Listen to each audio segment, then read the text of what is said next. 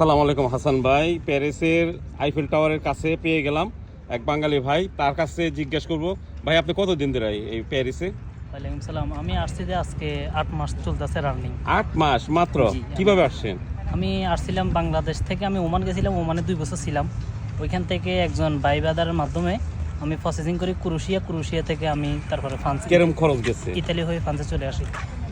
খরচ বলতে আমার 7,000 ইউরো কন্ট্যাক্ট হয়েছে ওই ওমান থেকে? ওমান থেকে ক্রোয়েশিয়া? হ্যাঁ, আমার এই 10 লাখ টাকার মতন আমার ইন টোটাল খরচ গেছে ফ্রান্সে আসা পর্যন্ত। বাংলাদেশের চেয়ে তাহলে দেখা যায় ওমান, কাতার, দুবাই এইসব জায়গা থেকে বর্তমানে আসাটা সহজ না ইউরোপে?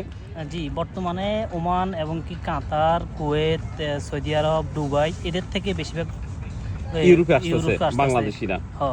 আচ্ছা, আর একটা প্রশ্ন করি, যে আপনি আসছেন তো 8 মাস, কাজ কাম পাইছেন? আমি কাজ পাই নাই, এখানে চেষ্টা করতেছি। আমি ওই এখন বর্তমানে লিব্রোজও করতেছি। আচ্ছা, যাই হোক, এই মানে অ্যাজাইলাম দায়ের করছেন, মানে কাগজ বানানোর জন্য? জি, আমি অ্যাজাইলাম দায়ের করছি, কিন্তু আমাকে অপরাধ থেকে রিজেক্ট করছে। আমি এখন কমিশনে অ্যাপ্লাই করছি এখানে।